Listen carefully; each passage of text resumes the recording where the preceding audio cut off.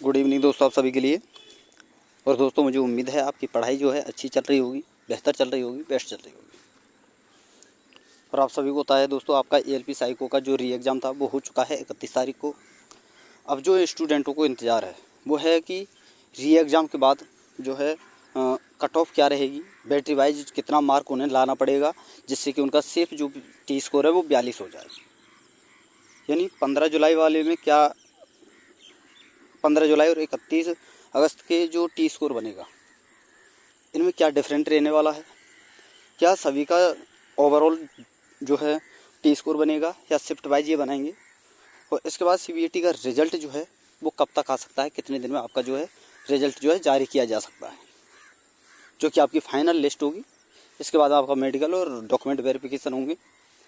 तो इसी के बारे में हम बातें करने वाले हैं, इन्हीं सारी चीज़ों के बारे में हम एनालिसिस करने वाले हैं।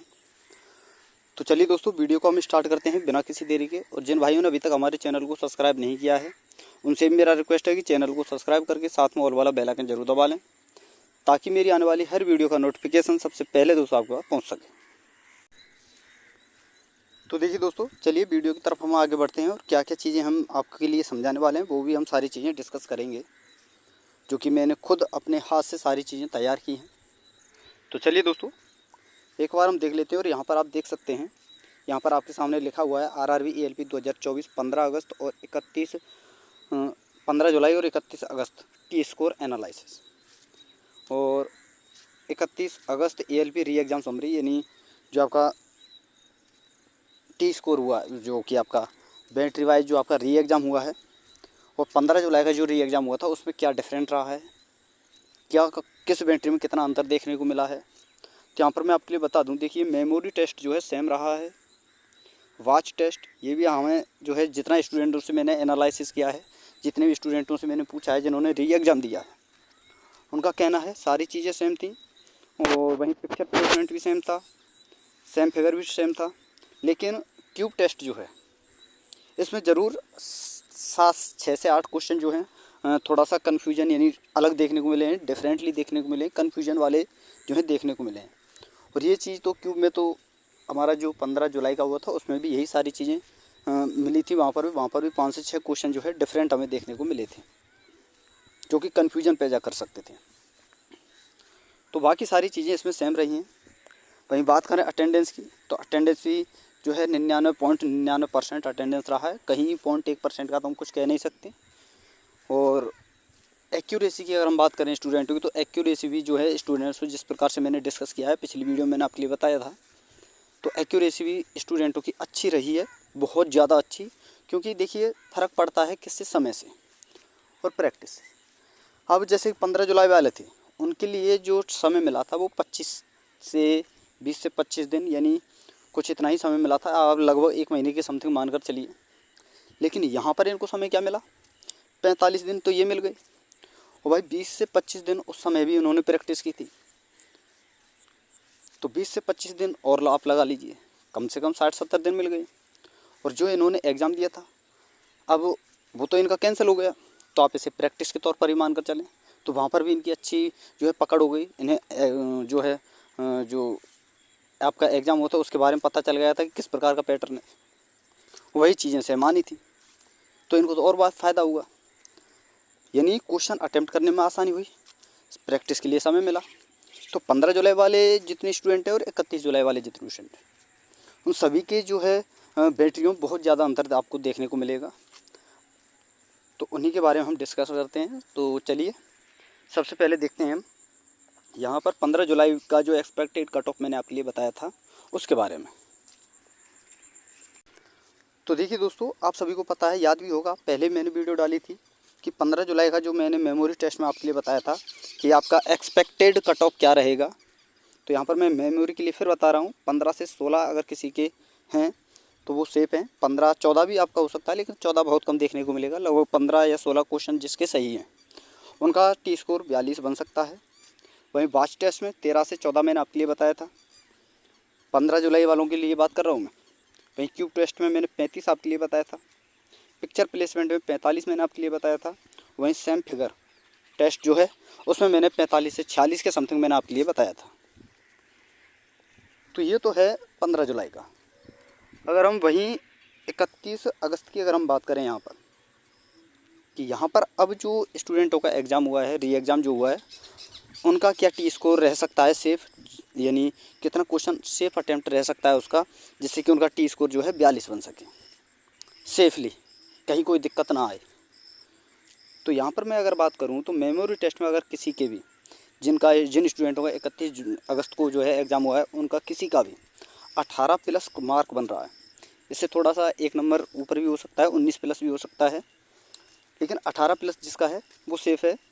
वही बाच टेस्ट में 15 से 16 सेफ़ है, क्यूब में 38 प्लस सेफ़ है, पिक्चर प्लेसमेंट में 48 से 50 और सेम फिगर में 55 प्लस तक जिनके 55 बन रहे हैं वो सेफ़ हैं।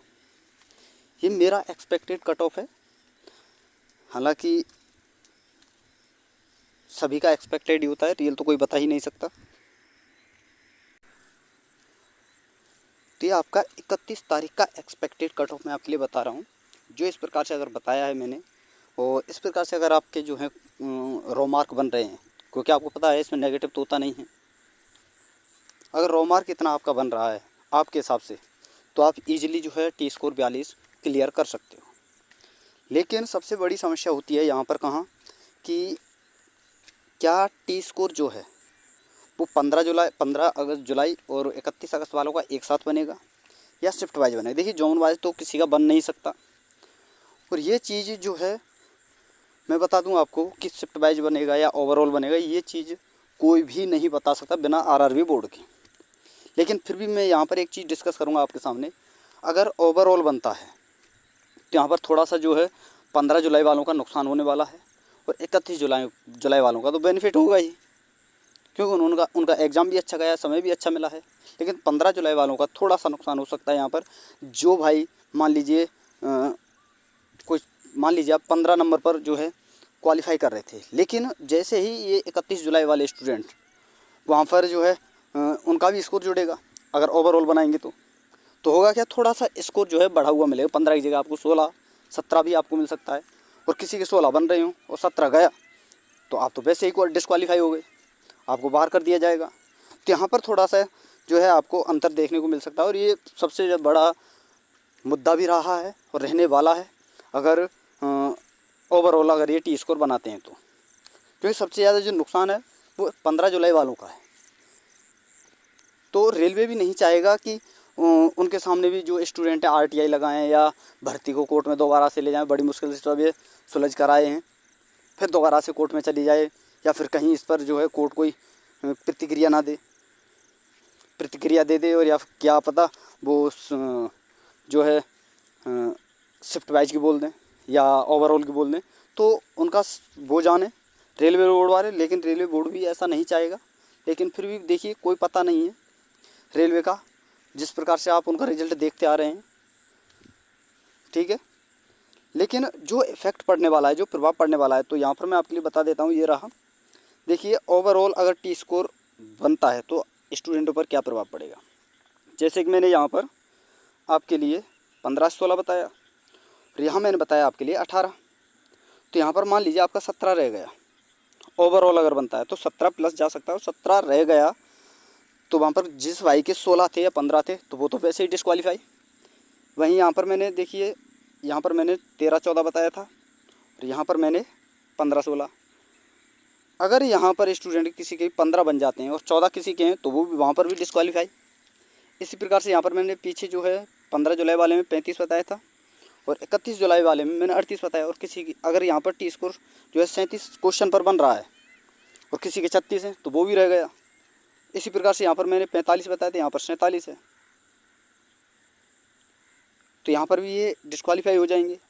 क्योंकि ये अगर टी स्कोर ओवरऑल बनाते हैं तो इतना अगर आपका रो मार्क है तो ही आप क्वालिफाई कर पाओगे। अगर इससे कम रहा तो शायद मुझे लगता है दोस्तों कि आप डिस्क्वालीफाई भी हो जाएं। इसी प्रकार पिक्चर प्लेसमेंट में 47 प्लस हैं वही सेफ़ हैं अगर ओवरऑल टी स्कोर बनता है, और सेम फिगर में 50 से 52 जिसके हैं वो सेफ़ है। लेकिन जहाँ तक मुझे लगता है, देखिए मेरा मानना ये है कि 99.99% मेरा मानना है कि ये शिफ्ट वाइज ही जो है बनेगा। बाकी 0.1% देखिए मैं फिर भी नहीं कह सकता, ऐसा इसलिए मानकर चल रहा हूँ क्योंकि आज तक रेलवे बोर्ड ने कभी ये नहीं बताया कि टी स्कोर जो बनाते हैं ये या ओवरऑल बनाएंगे या शिफ्ट वाइज बनाएंगे। ना ही कभी इन्होंने ये बताया, ना ही ये कभी डिस्कस करते हैं इन चीज़ों को, क्योंकि टी स्कोर का जो आंसर की ही नहीं देते, रिजल्ट ही नहीं देते, तो ये सारी चीज़ें क्यों डिस्कस करेंगे। तो ये चीज़ें भी डिस्कस नहीं करें। लेकिन फिर भी मेरा मानना है अगर शिफ्ट वाइज किसी का टी स्कोर बनता है तो वो सभी सेफ हैं जिस प्रकार से मैंने कट ऑफ में बताई हुई हैं। तो ये आपका छोटा सा एनालिसिस था। और रिजल्ट की अगर हम बात करें तो देखिए दोस्तों, पिछली बार जो हुआ था आपका एग्ज़ाम, तो उस समय रिजल्ट जो आया था, उस समय रिजल्ट जो है जैसे कि आपका CBAT हुआ, उसके बाद री एग्ज़ाम भी हुआ था कुछ स्टूडेंटों को, जिस प्रकार से इस पर अब हुआ है उसी प्रकार से पहले भी हुआ था। तो पहले जैसे ही री एग्ज़ाम हुआ उसके 10 से 15 दिन के बीच में जो है इन्होंने रिजल्ट जारी कर दिया था। और अब की बार भी देखिए ये कुछ ज़्यादा समय नहीं लेंगे, वही 10 से 15 दिन लेंगे। और 10 से 15 दिन के बाद यानी 31 तारीख को आपका एग्ज़ाम हुआ है, तो 15 तारीख के समथिंग आपका रिजल्ट जो है आ जाएगा 15 तारीख तक, ये फिक्स है। तो आप रिजल्ट की चिंता ना करें, आप चिंता करें कहीं टी स्कोर ओवरऑल ना बना दें। अगर ऐसा हुआ तो आपको 15 जुलाई वालों का, जुलाई वाले जितने भी स्टूडेंट हैं उन सभी का बहुत ही ज़्यादा नुकसान होने वाला है। ये चीज़ आपको ध्यान में रखनी है। तो ये आपका छोटा सा एनालिसिस था। और वीडियो अगर आपको अच्छी लगी हो तो वीडियो को लाइक कर देना है दोस्तों, शेयर कर देना। और जिन भाइयों ने अभी तक हमारे चैनल को सब्सक्राइब नहीं किया है उनसे मेरा रिक्वेस्ट है कि चैनल को सब्सक्राइब करके साथ में ऑल वाला बेल आइकन जरूर दबा लेना है, ताकि मेरी आने वाली हर वीडियो का नोटिफिकेशन सबसे पहले दोस्तों आपके पास पहुँच सके। तो थैंक यू दोस्तों, धन्यवाद। फिर मिलते हैं एक नई वीडियो के साथ।